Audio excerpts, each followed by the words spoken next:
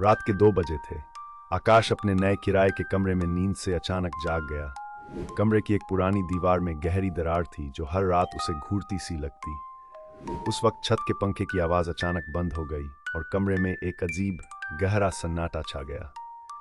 तभी उस दरार से धीरे धीरे कुछ फुसफुसाहटें सुनाई देने लगीं, जैसे कोई छुपकर उससे कुछ कह रहा हो। आकाश ने सोचा शायद बाहर से कोई आवाज आ रही है, लेकिन आवाजें अब इतनी स्पष्ट हो गई थीं कि वे सीधे दीवार के भीतर से आ रही लग रही थीं। उसका दिल तेजी से धड़कने लगा और वह कांप उठा। उसने मोबाइल की टॉर्च जलाकर दरार के पास झांका तो देखा कि दरार के भीतर से एक सूखी सफेद उंगली बाहर निकल रही थी।